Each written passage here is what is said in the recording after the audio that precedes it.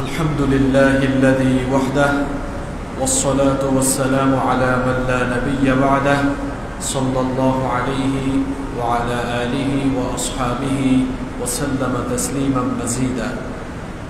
أما بعد فأعوذ بالله من الشيطان الرجيم. بسم الله الرحمن الرحيم. وإذ قال موسى لقومه يا قوم اذكروا نعمة الله عليكم إذ جعل فيكم أنبياء وجعلكم ملوكا وآتاكم ما لم يؤت أحدا من العالمين. يا قوم ادخلوا الأرض المقدسة التي كتب الله لكم ولا ترتدوا على أدباركم فتنقلبوا خاسرين. صدق الله العظيم. উপস্থিত সম্মানিত মুমিনুন, মুত্তাকুন, মুসাল্লুন ভাইরা, সর্বপ্রথম আল্লাহ সুবহানাহু ওয়া তাআলার শুকরিয়া আদায় করছি, যিনি আমাদেরকে সাইয়্যিদুল আইয়াম, সপ্তাহের শ্রেষ্ঠ দিন জুমার দিনে সবার আগে মসজিদে সমবেত হয়ে আলোচনায় শামিল হওয়ার তৌফিক দিয়েছেন। সেজন্যে আমরা আমাদের মহান রবের দরবারে শুকরিয়া আদায় করছি, আলহামদুলিল্লাহ। দুরুদ এবং সালাম পেশ করছি বিশ্ব মানবতার মুক্তির অগ্রদূত নবিয়ুনা ওয়া সাইয়্যিদুনা ওয়া কুদওয়াতুনা মুহাম্মাদুর রাসূলুল্লাহ সাল্লাল্লাহু আলাইহি ওয়াসাল্লামের প্রতি, যাকে আল্লাহ তাআলা রাহমাতাল লিল আলামিন হিসেবে এ ধরার বুকে প্রেরণ করেছেন। আল্লাহুম্মা সাল্লি ওয়া সাল্লিম ওয়া বারিক আলাইহি। সম্মানিত মুসল্লিবৃন্দ, নবীদের দাওয়াতি জীবন এই শিরোনামে আলোচনায় আজ আমরা 16তম পর্বে এসে উপনীত হয়েছি, আলহামদুলিল্লাহ। সাগরডুবি থেকে নাজাত পাওয়ার পর মুসা আলাইহিস সালামের কওম বনি ইসরাইল, তাদেরকে আল্লাহ তাআলা আদেশ দিয়েছিলেন মুসা আলাইহিস সালামের সাথে তারা যেন তাদের পূর্বপুরুষদের ভূমি কেনানের উদ্দেশ্যে শাম তথা সিরিয়া অভিমুখে যাত্রা করে। আল্লাহ তাআলার কাছ থেকে এই আদেশ পাওয়ার পর সাইয়েদিনা মুসা আলাইহিস সালাম তিনি তার কওম বনি ইসরাইলকে নিয়ে তার পূর্বপুরুষদের ভূমি কেনানের উদ্দেশ্যে মিশরের তিনি এবার সিরিয়া অভিমুখে যাত্রা করলেন। যাত্রাপথে তার অবাধ্য এই কওম আল্লাহ তাআলার সঙ্গে সীমালঙ্ঘন এবং কিরকম অবাধ্য আচরণ করেছিল, বিগত জুমায় কোরআন থেকে তা আপনাদের সামনে তুলে ধরেছিলাম। সিনাই উপত্যকা পেরিয়ে তুর পাহাড়ে পৌঁছা পর্যন্ত মূর্তি পূজার আবদার, বাসুরের পূজা এবং তার শাস্তি, মুসা আলাইহিস সালামের তাওরাত কিতাব লাভ, আল্লাহর সঙ্গে কথা বলা এবং তাওরাত কিতাব লাভ করার পরে বনে ইসরাইলের তা মানতে অস্বীকার এবং তুর পাহাড় উঠিয়ে ভয় প্রদর্শন, আল্লাহ তাআলাকে সচক্ষে দেখার জিদ এবং তার ভয়াবহ যে গজব তাদের উপরে নেমে এসেছিল, ভয়াবহ পরিণাম, সেগুলো গত জুমায় আমি আপনাদের সামনে তুলে ধরেছিলাম। সাগরডুবি থেকে নাজাত পাওয়ার পর মুসা আলাইহিস সালামের কওম একের পর এক আল্লাহ তাআলার সঙ্গে তারা অবাধ্যতায় লিপ্ত হলো। মুসা আলাইহিস সালামকে আল্লাহ তাআলা আদেশ করলেন তিনি যেন তার কওম বনি ইসরাইলকে নিয়ে সিরিয়া অভিমুখে যাত্রা করেন। আল্লাহ তাআলার কাছ থেকে এই নির্দেশ পাওয়ার পর সাইয়েদনা মূসা আলাইহিস সালাম তিনি তার কওম বনি ইসরাঈলকে নিয়ে সিরিয়া অভিমুখে এবার যাত্রা করলেন। মূসা আলাইহিস সালাম তিনি তার কওম বনি ইসরাঈলকে নিয়ে যখন সিরিয়া অভিমুখে যাত্রা করলেন, রওনা হওয়ার প্রাক্কালে তিনি তার কওম বনি ইসরাঈলকে আল্লাহ প্রদত্ত নিয়ামতের কথা স্মরণ করিয়ে বনি ইসরাঈলকে তিনি উত্তম কিছু নসিহত করেছিলেন, যেন তারা এর পরবর্তীতে আবারও আল্লাহর সঙ্গে অবাধ্যতায় লিপ্ত না হয়। মূসা আলাইহিস সালাম তার কওমকে তখন উত্তম কিছু নসিহত করে বলেছিলেন। কোরআনুল কারীমের 5 নম্বর সূরা সূরাতুল মাইদা এর 20 নম্বর আয়াত থেকে বর্ণিত হয়েছে, وَإِذْ قَالَ مُوسَى لِقَوْمِهِ يَا قَوْمِ اذْكُرُوا نِعْمَةَ اللَّهِ عَلَيْكُمْ إِذْ جَعَلَ فِيكُمْ أَنْبِيَاءَ وَجَعَلَكُمْ مُلُوكًا وَآتَاكُمْ مَا لَمْ يُؤْتِ أَحَدًا مِنَ الْعَالَمِينَ। আল্লাহ তাআলা বলছেন, আর স্মরণ করো যখন মূসা তার কওমকে বলেছিল, হে আমার কওম, হে আমার সম্প্রদায়, তোমাদের উপরে আল্লাহ প্রদত্ত নিয়ামতের কথা তোমরা স্মরণ করো। ইদ জাআলা ফীকুম আম্বিয়া, তিনি তোমাদের মধ্য থেকে নবী বানিয়েছেন। ওয়া জাআলাকুম মুলুকা, এবং তোমাদেরকে তিনি রাজ্যের অধিপতি বানিয়েছেন।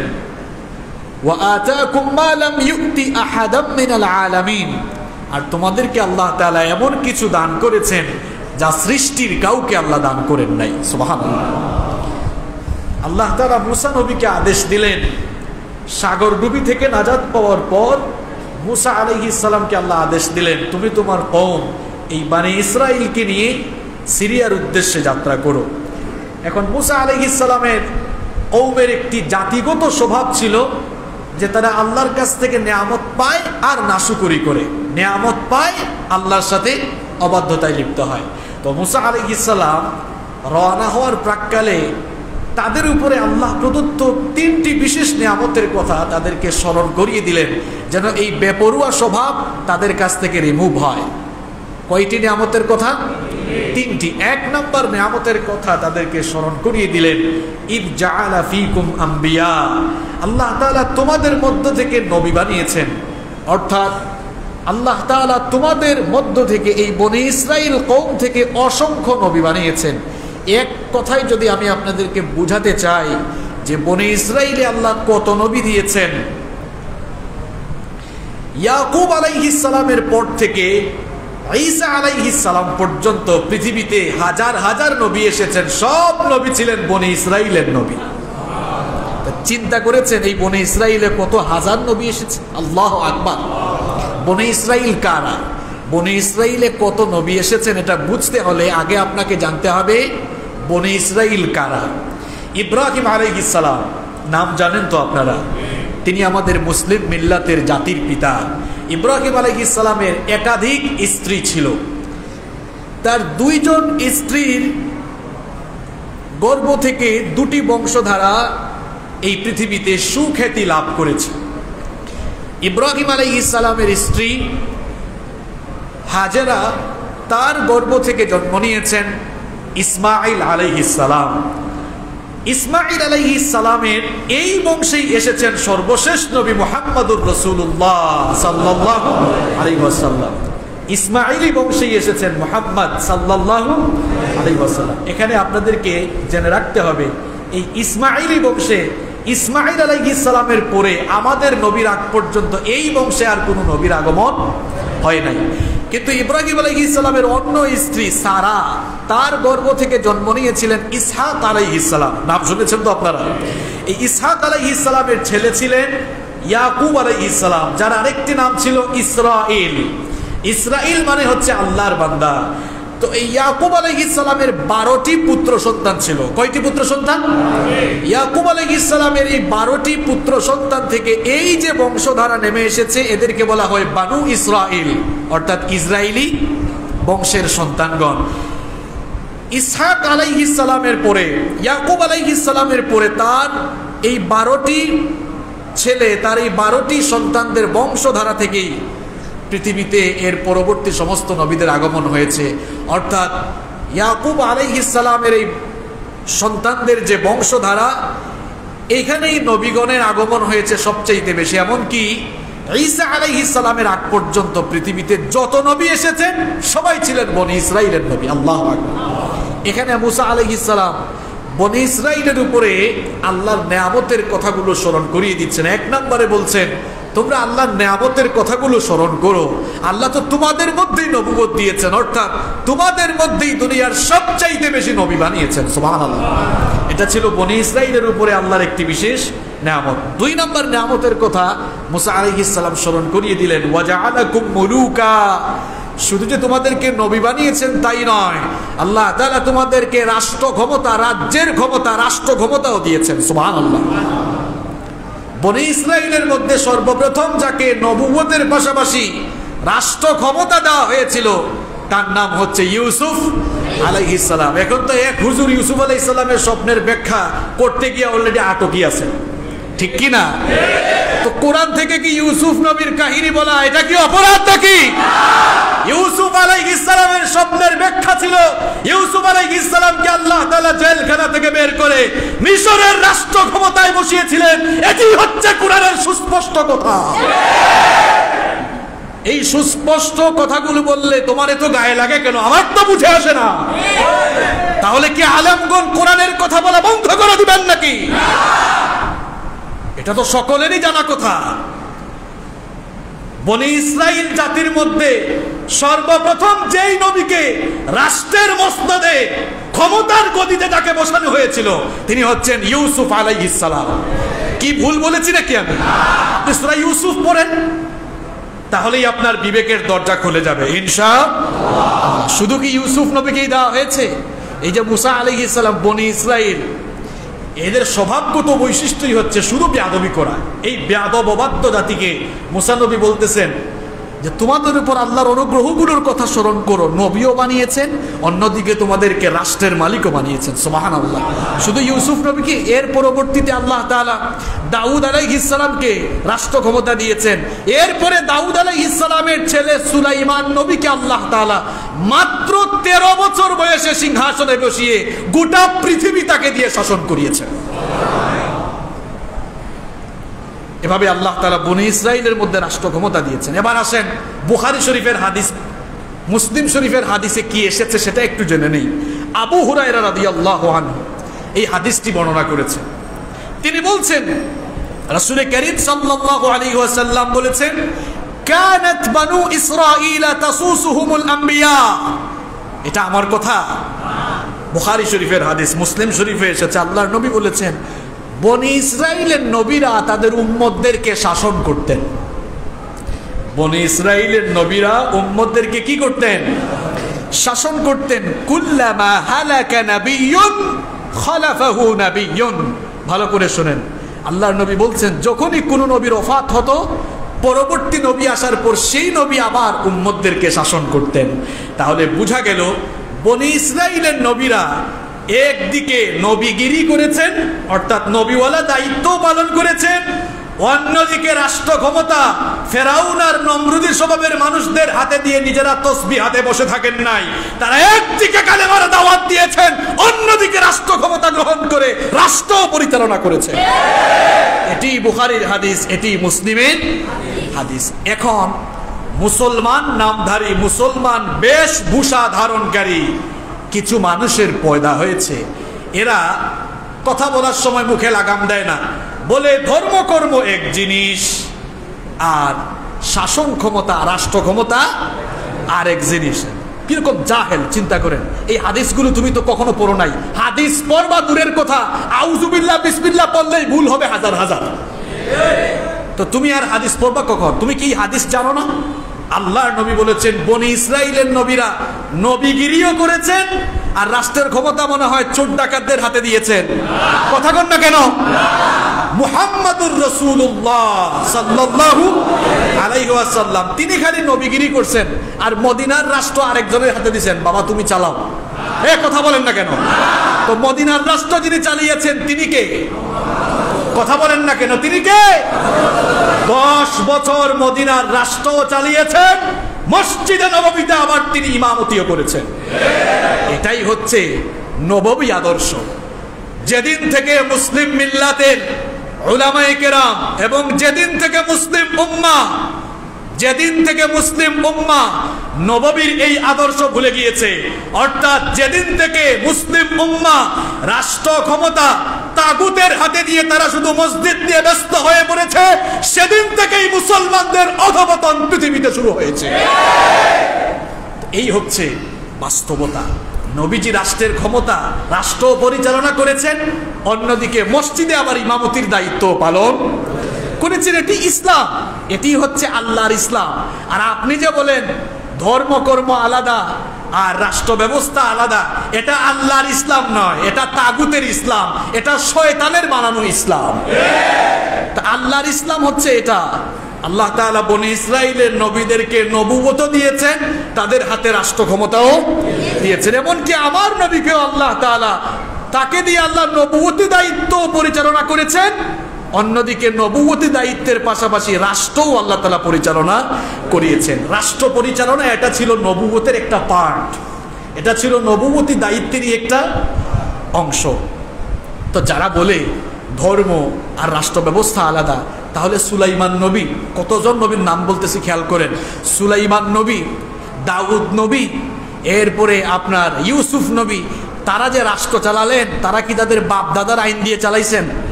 কথা বলছেন না কেন? কার আইন দিয়ে চালিয়েছেন?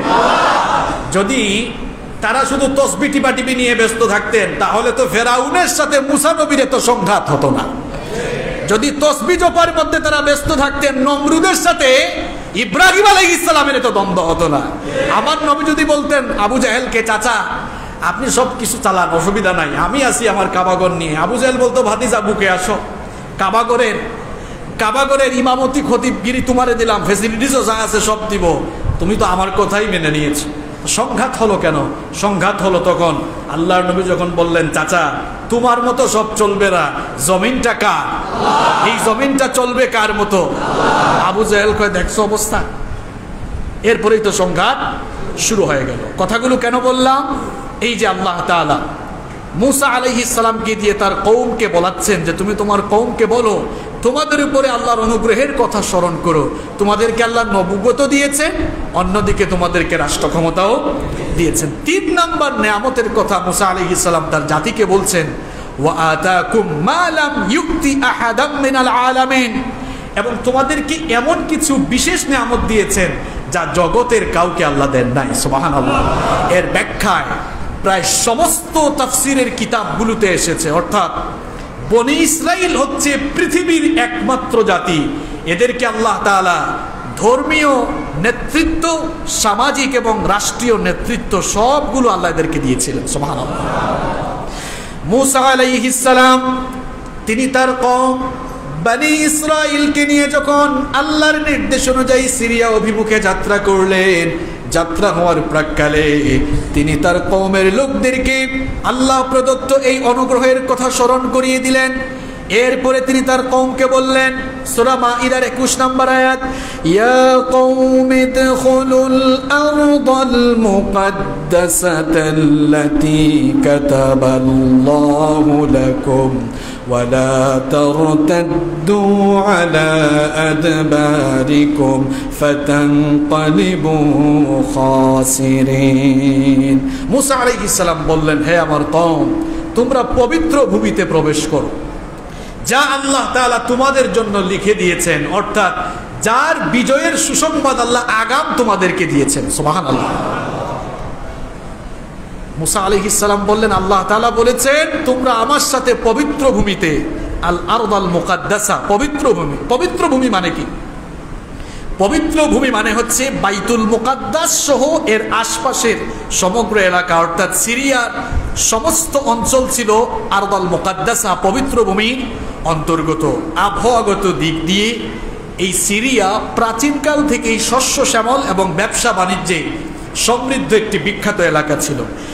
জাহিলি যুগের মক্কার ব্যবসায়ীগণ নিয়মিতভাবে ইয়ামেন, এবং সিরিয়ার এই অঞ্চলগুলো তারা শীতকালে গ্রীষ্মকালে ব্যবসায়িকভাবে সফর করত এবং এই দুটি সফরের উপরেই তাদের জীবিকা নির্ভর করত। এমনকি এই পবিত্র ভূমিকে আল্লাহ তাআলা কোরআনুল কারীমে সূরা বনী ইসরাঈলের প্রথম আয়াতে এই পবিত্র ভূমিকে আল্লাহ তাআলা এভাবে বলেছেন যে বারাকনা হাওলাহু সুবহানাল্লাযী আসরা বিআবদিহি লাইলাম মিনাল মাসজিদিল হারামি ইলাল মাসজিদিল আকসা আল্লাযী বারাকনা হাওলাহু। আল্লাহ বলছেন এর চতুর্পাশ আমি বরকত দিয়ে ভরে রেখেছি। সুবহানাল্লাহ।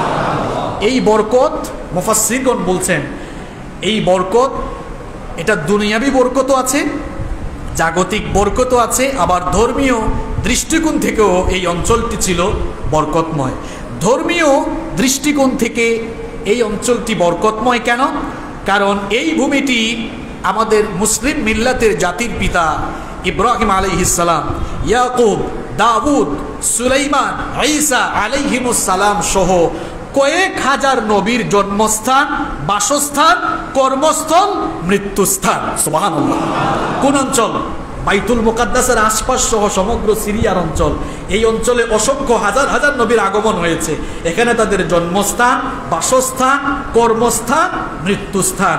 এই জন্য ধর্মীয় দৃষ্টিকোণ থেকে এই অঞ্চলটি অত্যন্ত বরকতময়। আবার দুনিয়াবি দৃষ্টিকোণ থেকেও এই অঞ্চল অত্যন্ত বরকতময়, কারণ এই অঞ্চলেই রয়েছে অসংখ্য ঝর্ণা, বহমান নদ নদী, অসংখ্য ফল ফসলের বাগিচা সমূহ।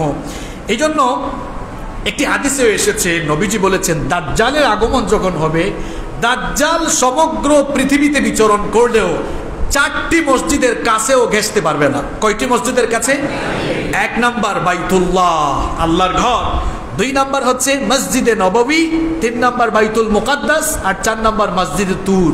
এই 4টি মসজিদের আশেপাশেও দাজ্জাল যেতে পারবে না। তো মুসা আলাইহিস সালামকে আল্লাহ তাআলা আদেশ দিলেন, তুমি তোমার কওমকে নিয়ে এই পবিত্র ভূমিতে প্রবেশ করো। তখন সিরিয়া অঞ্চল শাসন করত আমালেকা সম্প্রদায়। কোন সম্প্রদায়? কথা বলেন। আমালেকা সম্প্রদায়। এটা তো ক্লাস, আপনারা এগুলো জেনে যান। আজকের আলোচনা খুবই গুরুত্বপূর্ণ এবং সমসাময়িক। আল্লাহ তাআলা বললেন মুসা আলাইহিস সালামকে তোমার কওম নিয়ে পবিত্র ভূমি অর্থাৎ সিরিয়ায় প্রবেশ করো। আর তখন সিরিয়া শাসন করত কারা? আমালেকা সম্প্রদায়। এই আমালেকা সম্প্রদায় ছিল অত্যন্ত শক্তিশালী। এদের এক একজনের দৈহিক বৈশিষ্ট্য ছিল এমন যে তারা অত্যন্ত সুঠাম, বলিষ্ঠ এবং ভয়াবহ আকৃতি বিশিষ্ট ছিল। আল্লাহ তাআলা মুসা আলাইহিস সালামকে আদেশ দিলেন এই শক্তিশালী জাতির বিরুদ্ধে যুদ্ধ করে, জিহাদ করে এই সিরিয়া অঞ্চল তুমি তোমার কওম নিয়ে আল্লাহর রাস্তায় জিহাদ করে, যুদ্ধ করে দখল করে নাও। এখন তার এই কওমের লোকেরা, এরা তো জাতিগতভাবে একটু বেপরোয়া স্বভাবের, এরা এমনিতেই ভয় পাবে, এটা জানতেন কে? জন্য আল্লাহ তাআলা বললেন তোমার এই কওমকে জানিয়ে দাও যে এই ভূমি, এখানে জিহাদ হবে, যুদ্ধ হবে, কিন্তু এরা যতই শক্তিশালী হোক এরা বিজয় লাভ করতে পারবে না, বরং তোমার সম্প্রদায়কেই আমি বিজয় দান করব। সুবহানাল্লাহ। দেখেন আল্লাহ তাআলা আগাম বিজয়ের সুসংবাদ দিয়েছেন। আগাম বিজয়ের সুসংবাদ দেওয়ার পরেও জাতিগত বেপরোয়া স্বভাব বিশিষ্ট হওয়ার কারণে এরা এবার বেয়াদবি আচরণ শুরু করলো। মুসা আলাইহিস সালাম আল্লাহর কাছ থেকে বিজয়ের আগাম সুসংবাদ পেলেন। আল্লাহর কাছ থেকে বিজয়ের আগাম সুসংবাদ পাওয়ার পর তিনি তার কওম বনী ইসরাইলকে নিয়ে এবার মিশর থেকে এবার তিনি সিরিয়া অভিমুখে রওনা দিলেন। জর্দান নদী পার হওয়ার পর জর্দান নদী এবং বাইতুল মুকাদ্দাসের মধ্যবর্তী আরিহা নামক স্থানে মুসা আলাইহিস সালাম শিবির স্থাপনের নির্দেশ দিলেন। শিবির স্থাপন করার পরে মুসা আলাইহিস সালাম তিনি আবার তার কওমের বনী ইসরাইলের 12টি গোত্রের 12 জন সর্দারকে ডেকে বিপক্ষ দলের অবস্থা এবং অবস্থান পর্যালোচনার জন্য এই 12 জন নেতাকে এবার পাঠালেন। এই 12 জন নেতা যখন এবার বাইতুল মুকাদ্দাসের উপকণ্ঠে উপস্থিত হলো, বিরোধী পক্ষের এক শক্তিশালী লোক, বিশাল আকৃতির, ভয়াবহ শরীর ছিল তার, অত্যন্ত শক্তিশালী ছিল, আউস ইবনে অনুক নামক এক ব্যক্তি এই 12 জনকে এবার বন্দী করলো। 12 জনকে বন্দী করার পর তৎকালীন আমালেকা সম্প্রদায়ের বাদশাহ যিনি ছিলেন, বাদশার সামনে এই 12 জনকে বন্দী করে বাদশার সামনে হাজির করে অভিযোগ করলো, এই 12 জন যুদ্ধের মতলবে এখানে এসেছে, সুতরাং আপনি তাদেরকে শাস্তি দান করেন। বাদশা তখন তার সভাসদের সঙ্গে পরামর্শ করলো, এই 12 জনকে হত্যা করার চাইতে এই 12 জনকে আমরা আমাদের ঐশ্বর্য, আমাদের প্রাচুর্য, আমাদের শক্তিমত্তা জানিয়ে দেই, তাহলে এরা আমাদের শক্তিমত্তা, আমাদের ঐশ্বর্য আর প্রাচুর্যের বর্ণনা গিয়ে তারা তাদের জাতির কাছে দিবে। এতে করে তারা ভীত সন্তুষ্ট হয়ে যুদ্ধ থেকে বিরত হয়ে তারা পলায়ন করবে। বাদশার এই সিদ্ধান্তে সবাই একমত হলো। বাদশার এই সিদ্ধান্তে একমত হওয়ার পরে এবার বাদশা এই 12 জনকে তাদের বীরত্ব, তাদের শ্রেষ্ঠত্ব এবং তাদের শক্তিমত্তা এগুলো তাদেরকে জানিয়ে দিয়ে এই 12 জনকে এবার ছেড়ে দিল। অবশেষে দেখা গেল বাদশার ধারণাই বাস্তবে পরিণত হয়ে গেল। এই ভীত সন্তুষ্ট বনি ইসরাইলের 12 জন সর্দার আমালেকা সম্প্রদায়ের কাছ থেকে মুক্ত হয়ে স্বজাতির কাছে ফিরে গেল এবং আমালেকাদের বিস্ময়কর উন্নতি এবং তাদের অবিশ্বাস্য শক্তি সামর্থ্যের কথা মুসা আলাইহিস সালামের কাছে তারা এবার বর্ণনা করল। মুসা আলাইহিস সালাম মোটেও ভীত হন নাই, মুসা আলাইহিস সালাম মোটেও ভয় পান নাই, কারণ ইতিমধ্যে তিনি ওহীর মারফতে আল্লাহর কাছ থেকে জানতে পেয়েছেন মুসা আলাইহিস সালামকে বিজয় দান করবেন কে? আল্লাহ। তিনি ওই 12 জনকে বললেন, এদের শক্তিমত্তা দেখে তোমরা ভয় পেও না, কারণ তাদের যতই শক্তি থাকুক না কেন আল্লাহ তো আমাদেরকে ওয়াদা করেছেন যুদ্ধে তিনি আমাদেরকে বিজয় দান করবেন, সুতরাং তোমরাও ভয় পেও না। আর খবরদার বনি ইসরাইলের অন্যান্য লোকদেরকে এদের শক্তিমত্তার বর্ণনা দিও না। যদি এদের শক্তিমত্তার কথা অন্যদেরকে তোমরা বলতে যাও তাহলে অন্যরা ভয় পেয়ে যাবে, এতে যুদ্ধ থেকে তারা বিরত থাকবে। কিন্তু দেখা গেল ওই 12 জন সর্দার থেকে ইউশা বিন নুন আলাইহিস সালাম এবং কালেব বিন ইউকান্না ব্যতীত অন্য 10 জন সর্দার অত্যন্ত ভীত সন্ত্রস্ত হয়ে তারা বনি ইসরায়েলের সকল লোকদের কাছে এগুলো ফাঁস করে দিল। জাতিগত স্বভাবের কারণে এরা আবার বেপরিয়া হয়ে উঠল। মুসা আলাইহিস সালাম যখন সকলকে যুদ্ধের জন্য প্রস্তুত হওয়ার কথা বললেন, এরা তখন পাকা হয়ে বসল। তারা তখন মুসা আলাইহিস সালামকে বলেছিল, ক্বালু ইয়া মুসা ইন্না ফিহা কওমান জাব্বারিন ওয়া ইন্না লান নাদখুলাহা হাত্তা ইয়াখরুজু মিনহা ফাইন ইয়াখরুজু মিনহা ফাইন্না দাখিলুন। তারা বলেছিল, হে মুসা, আমরা তো জানি সেখানে এক প্রতাপশালী সম্প্রদায় রাজত্ব করছে, এদের শক্তি আমাদের চাইতে অনেক বেশি, সুতরাং তারা সেখান থেকে বের হওয়ার আগ পর্যন্ত আমরা তাদের শহরে প্রবেশ করব না। তবে যদি তারা সেখান থেকে বের হয়ে যায় তবেই আমরা সেখানে প্রবেশ করব।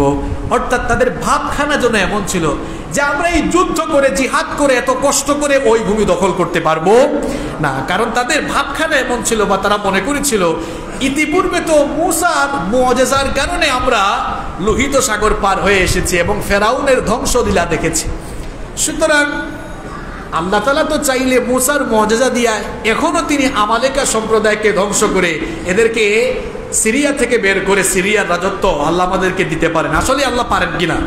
আল্লাহ আসলেই পারেন, কিন্তু আল্লাহ তাআলা চেয়েছিলেন না বান্দা চেষ্টা করুক। আল্লাহ তাআলা চেয়েছিলেন তোমাদেরকে এত নেয়ামত দিলাম এই বনি ইসরাইলকে, এবার দেখি তোমাদের জন্য আমার এত মহব্বত, আমার জন্য তোমাদের কতটা মহব্বত। অর্থাৎ আমার রাস্তায় জিহাদ করে নিজেদেরকে আমার রাস্তায় উৎসর্গ করার মন মানসিকতা বনি ইসরাইলের আছে কিনা এটা আল্লাহ টেস্ট করতে চাইলেন। তো তারা ভাবখানে এমন নিল, তারা বলল, মুসা, আমরা যুদ্ধ করে আমরা এই সিরিয়া দখল করতে পারবো না, পবিত্র ভূমি বাইতুল মুকাদ্দাস এটা আমরা যুদ্ধ করে দখল করতে পারবো না। এরা এখান থেকে বের হলে, অর্থাৎ তুমি এদেরকে মুআজিজা দিয়ে বের করে দাও, এরপরে আমরা আরামসে রাজা বাদশার মতো ঢুকবো এবং তাদের সব সম্পদের মালিক হবো। দেখছেন কেমন বাঁকা স্বভাবের লোক এগুলা। এই 12 জন সর্দারের মধ্যে 2 জন ছিল আল্লাহ ভীরু। কয়জন? ওই 2 জন আল্লাহ ভীরু সর্দার এদের কথা শোনার পর বলল, قال رجلان من الذين يخافون أنعم الله عليهم ادخلوا عليهم الباب فإذا دخلتموه فإن أنكم غالبون وعلى الله فتوكلوا إن كنتم مؤمنين। দুইজন আল্লাহ ভীরু লোক যাদের উপরে আল্লাহ নিয়ামত দিয়েছিলেন, তারা বলল যে তোমরা এমন বেপরোয়া স্বভাবের লোক হয়ে যেও না, বরং তোমরা মুসা আলাইহিস সালামের কথা শুনে যুদ্ধের প্রস্তুতি গ্রহণ করে শহরের মূল ফটক দিয়ে প্রবেশ করো। আল্লাহ তো ওয়াদা করেছিলেন তিনি আমাদেরকে বিজয় দান করবেন, দেখবা ঠিকই আল্লাহ আমাদেরকে বিজয় দিবেন। ওই দুইজন আল্লাহ ভীরু লোক তারা বললেন ওয়া আলাল্লাহি ফাতাওয়াক্কালু ইন কুনতুম মুমিনিন, তোমরা যদি আসলে ঈমানদার হও তোমাদের তো উচিত তাদের শক্তিকে ভয় না করে কার উপর ভরসা করা? কার উপর ভরসা করা?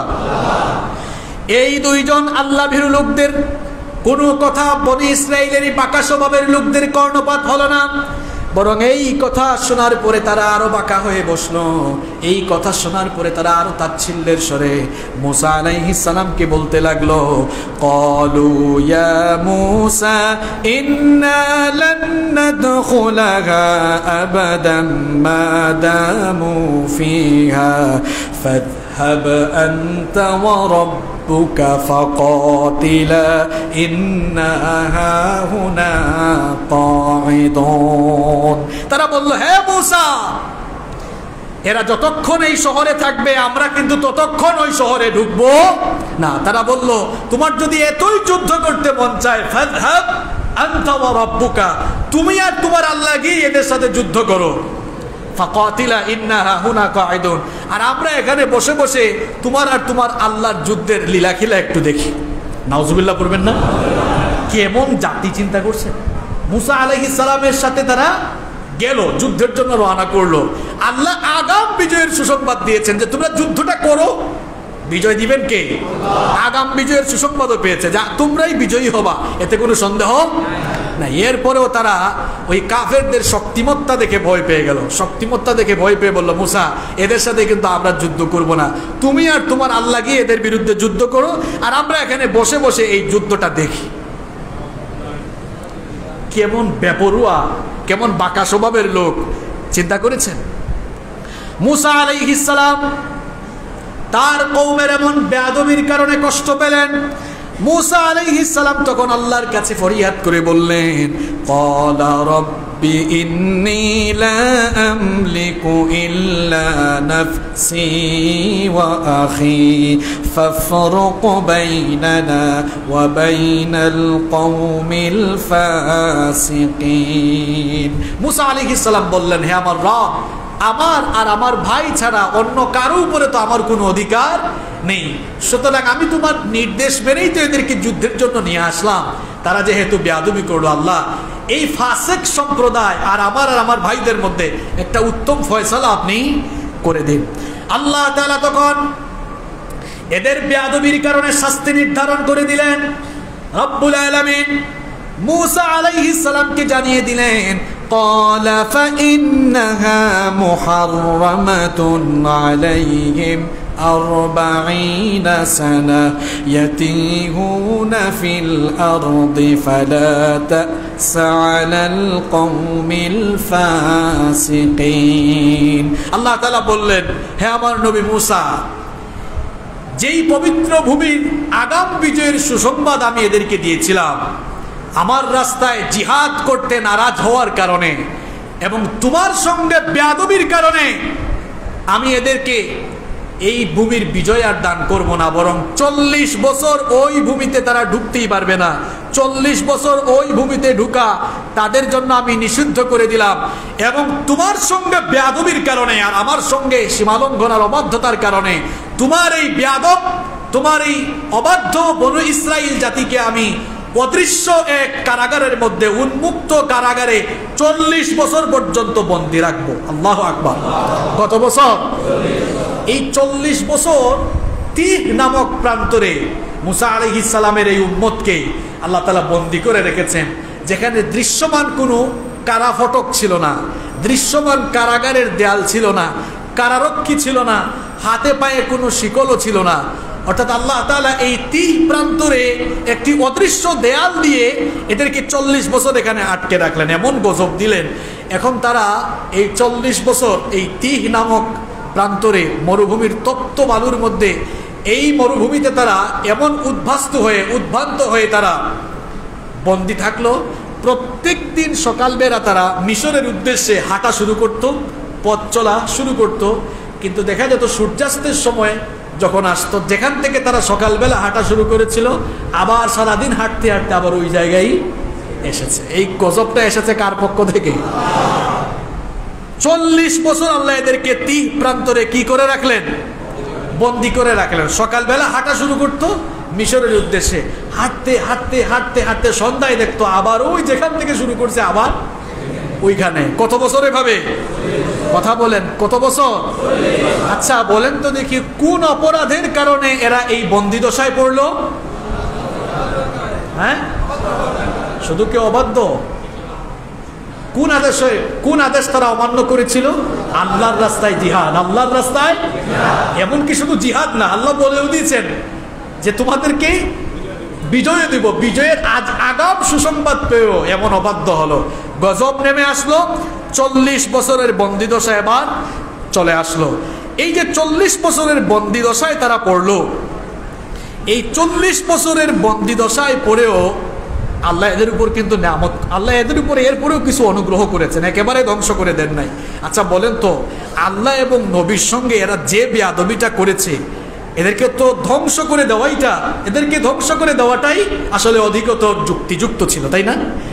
আল্লাহ চাইলে কি এদেরকে গজব দিয়ে একেবারে ধ্বংস করে দিতে পারতেন না? কথা বলেন, পারতেন কিনা? আল্লাহ পারতেন, কিন্তু আল্লাহ তাআলা এদেরকে একবারে ধ্বংস করে দিলেন না।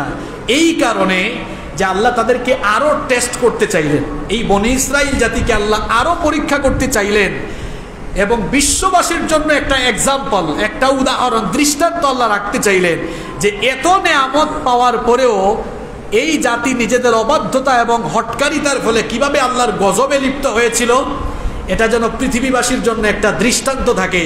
এই জন্য 30 প্রান্তরে বন্দিদশায় ফেলে দেওয়ার পরেও আল্লাহ এদের উপরে কিছুটা নেয়ামত দিয়েছিলেন। দেখেন 30 প্রান্তরে তাদের উপরে কি কি নেয়ামত আল্লাহ করলেন। 30 প্রান্তরে তারা যখন বন্দী হয়ে গেল, মরুভূমি চতুর্দিকে, ধু মরুভূমি, তপ্ত বালুকাময় বিস্তৃত এই মরুভূমিতে কাঠ ফাটা রোদে এবার হাহাকার শুরু হয়ে গেল।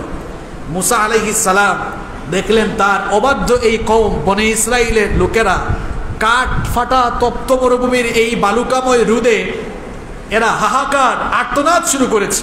মুসা আলাইহিস সালাম তখন আল্লাহ তাআলার কাছে দোয়া করলেন, আল্লাহ আমার এই কওম বেয়াদব হইল, এদের প্রতি তো আমার অন্তরে করুণা জাগে, এরা তো গরমে শেষ হয়ে যাচ্ছে, এখানে তো কোনো ছায়াও নাই, আল্লাহ তোমার পক্ষ থেকে তুমি ছায়া দান করো। সুবহানাল্লাহ। দেখেন এত বেয়াদবির পরেও মুসা নবী যখন দোয়া করলেন, মুসা নবীর দোয়া কবুল করেছেন কে? সূরা বাকারার 57 নম্বর আয়াতে এসেছে, আল্লাহ তাআলা বললেন ওয়াজাল্লালনা আলাইকুমুল গামাম। বনী ইসরাইল জাতি স্মরণ করো, এত বেয়াদবির পরেও তোমাদের নবী যখন ছায়া প্রার্থনা করলেন, আমি তখন শামিয়ানার মতো মেঘখণ্ড দ্বারা তোমাদেরকে শান্তিময় ছায়া দান করেছি। এত বেয়াদবির পরেও এই তপ্ত বালুকাময় মরুভূমিতে তাদেরকে ছায়া দিলেন কে?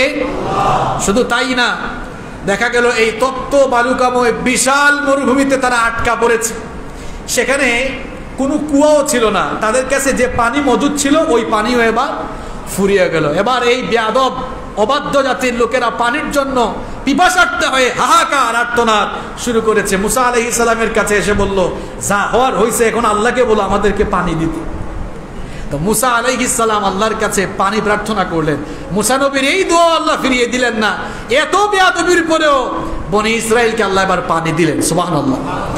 এই ঘটনা কোরআনুল কারীমের 2 নম্বর সূরা সূরাতুল বাকারা এর 60 নম্বর আয়াতে এসেছে, আল্লাহ তাআলা বলছেন ওয়া ইদিস্তাসকা মূসা লিকওমিহি ফাকুলনা اضرب بعصاك الحجر فانفجرت منه 12 عينا قد علم كل أناس مشربهم كلوا واشربوا من رزق الله ولا تعثوا في الأرض مفسدين আল্লাহ তাআলা বলছেন স্মরণ করো যখন মূসা তার কওমের জন্য আল্লাহর কাছে পানি চাইলেন আল্লাহ তাআলা বললেন মূসা তোমার হাতের লাঠি দিয়ে পাথরে আঘাত করো মূসা আলাইহিস সালাম তার হাতের লাঠি দিয়ে যখন পাথরে আঘাত করলেন এক আঘাতে পাথর থেকে 12টি ঝর্ণা দ্বারা উচ্চারিত হয়ে গেল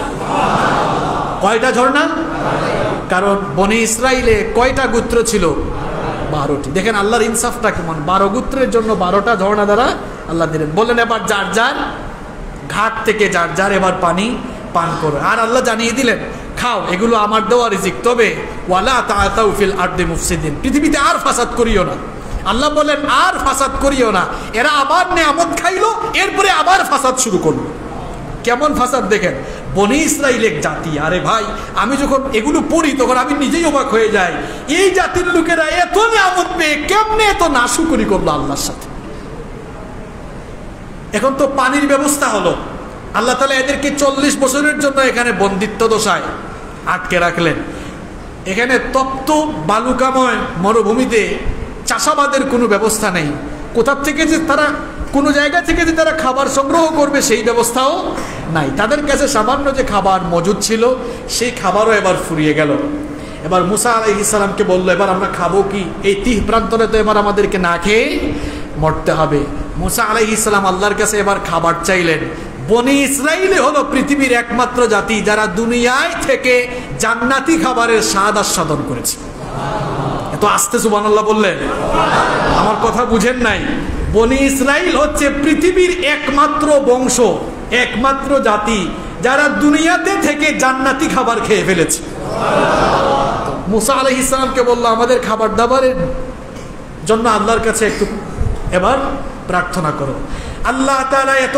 বেয়াদবির পরে এত অবাধ্যতার পরেও এদেরকে এবার দেখেন খাবারের নিয়ামতটা কেমন দিলেন সূরা বাকারার 57 নম্বর আয়াতে আল্লাহ তাআলা বললেন ওয়া আনজালনা আলাইকুমুল মান্না ওয়াস-সালওয়া কুলু মিন তাইয়্যিবাতি মা রাযাকনাকুম ওয়া মা যালামুনা ওয়ালাকিন কানু আনফুসাহুম ইয়াজলিমুন আল্লাহ তাআলা বলছেন আমি তাদের জন্য আসমান থেকে মান্না এবং সালওয়া নাজিল করলাম সুবহানাল্লাহ মান্না সালওয়া খাবার এবার তারা বসে বসে খাবার পাচ্ছে খাবারের টাইমে যথাসময়ে খাবার চলে আসে কি আরাম দেখছেন খাবার দাবারও আছে পানিও আছে কোনো টেনশন আছে এমন জেলখানায় বন্দি যে খাবার দাবারেরও কোনো শর্ট নাই খাবারের টাইমে ঠিক মতোই খাবার চলে আসে আসমানি খাবারেরা পেয়েছে কিন্তু এত আরামায়েশে থেকেও এই আরামায়েশ তাদের আর সয় না কিছুদিনই খাবার দাবার খেলো খাওয়ার পরে তারা এবার কি বললো দেখেন বললো মূসা এক খাবার দাবার খাইতে আমাদের বেশি দিন ভালো লাগে না দেখছেন অবস্থা বলে মূসা এই খাবার দাবার বহুদিন ধরে খাচ্ছি তো এক খাবার দাবার খাইতে আমাদের ভালো লাগতেছে না তোমার রবকে তুমি বলো তিনি যেন আমাদেরকে এমন খাবার দেন যেই খাবার মাটি থেকে উৎপন্ন হয় আপনি যে সুবহানাল্লাহ বললেন বুঝে বলছেন না না বুঝে বলছেন আচ্ছা বলেন তো আসমানি খাবারের চাইতে দুনিয়াতে কষ্ট করে খেত খাবার করে খাওয়া ভালো নাকি বসে বসে আসমান থেকে আসা খাবার খাওয়া ভালো তো সুবহানাল্লাহ তালে তালে বলে ফেলছে আর কি না বুঝে বলছে অসুবিধা নেই তো বসে বসে খাবার খাচ্ছিল এটা ভালো লাগে না এখন চাচ্ছে কি তোমার রবকে বলো যেন জমিন থেকে উৎপন্ন হয় এমন খাবার দাবার ব্যবস্থা করেন এখন জমিন থেকে খাবার দাবার এটার জন্য তো এখন নিজেকেই শ্রম দেওয়া লাগবে চাষাবাদ লাগবে এগুলিতে আবার আগাছা উঠবে সাফ করা লাগবে কত ঝামেলা দেখেন আস্তে আস্তে এবার ঝামেলার দিকে অগ্রসর হচ্ছে কারণ এরা ঝামেলা সৃষ্টি করা জাতি এরা খালি ঝামেলাই চায়